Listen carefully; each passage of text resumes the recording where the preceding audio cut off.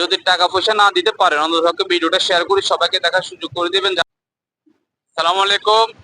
দেশ প্রবাসের সকল রেমিডি যোদ্ধাদেরকে জানাই আমার আন্তরিক শুভেচ্ছা অভিনন্দন।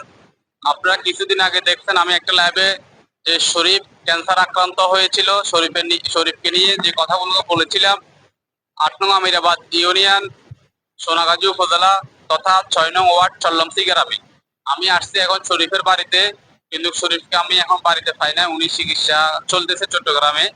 তো আমি আসছি, আপনারা জানেন যে শরীফ ক্যান্সার আক্রান্ত হয়েছে, টিউমার ক্যান্সারের কারণে মৃত্যুর সাথে পাঞ্জা লড়তেছে। এখন আপনারা বেশি পরিমাণ ভিডিওটা শেয়ার করবেন, অন্ততপক্ষে সহযোগিতা না করতে পারলেও ভিডিওটা শেয়ার করে সবাইকে দেখার সুযোগ করে দিবেন, যাতে সবাই শরীফকে সহযোগিতা করতে পারে। আমি এখন শরীফের মার কাছ থেকে কিছু শুনবো শরীফের বিষয়ে। জি আসসালামু আলাইকুম আন্টি।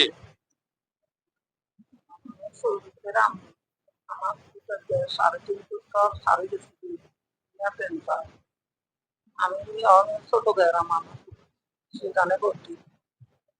আমি যা টাকা পয়সা আছে চিকিৎসা করাইছি, চিকিৎসা চালাতে মারবে না, ব্যবস্থা নাই। আমরা দেশি বিদেশি তারা আছে, তারা সহযোগিতা করে।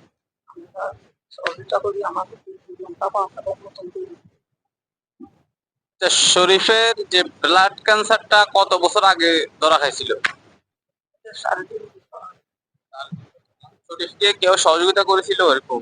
না, এই সহযোগিতা করে কার পরে চালাচ্ছি পারবি চিকিৎসা করার মতো মহা টাকা পয়সা নাই না?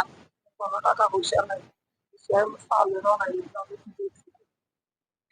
আর শরীফের বাবা আছে বা আপনার স্বামী আছে? আছে তো, বয়স হয়ে গেছে। শরীফের পেশা কি ছিল অসুস্থ হওয়ার আগে?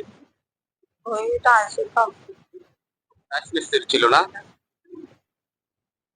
দর্শক, আসলে দুঃখের বিষয়, উনি টাইলস মিস্ত্রি ছিল, কিন্তু টাইলস মিস্ত্রি থেকে আল্লাহ তাআলা কাকে কি করে এটা একমাত্র উপরওয়ালাই বলতে পারে। শরীফ এখন বিরাট রোগে আক্রান্ত, ব্লাড ক্যান্সার, টিউমার।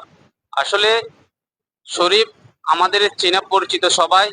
আমি বলবো আমার আত্মীয় স্বজন, বন্ধু বান্ধব, এলাকার ৮ নং আমিরাবাদ ইউনিয়ন সোনাগাজী উপজেলাতে যতজন আমার অডিয়েন্স আছেন ফেসবুকে, আমি বলবো আপনারা বেশি পরিমাণ ভিডিওটি শেয়ার করবেন। যদি টাকা পয়সা না দিতে পারেন অন্তত ভিডিওটা শেয়ার করে সবাইকে দেখার সুযোগ করে দিবেন, যাতে সবাই এই শরীফের পাশে দাঁড়াতে পারে, যাতে শরীফের ফ্যামিলির পাশে দাঁড়াতে পারে, যাতে শরীফকে চিকিৎসা করার জন্য কিছু অর্থ দিয়ে সহযোগিতা করতে পারে। তো আমি আজকে বিদায় নিলাম। ইনশাল্লাহ শরীফ যদি আমার বাড়িতে আসে আমি আরেকটা প্রতিবেদন দেবো আপনাদেরকে, আপনারা দেখবেন ভিডিওটা আর সবাই ভিডিওটা শেয়ার করবেন। সবার কাছে বিনীত অনুরোধ, সবাই ভালো থাকবেন, সুস্থ থাকবেন। আল্লাহ হাফেজ, সালামু আলাইকুম।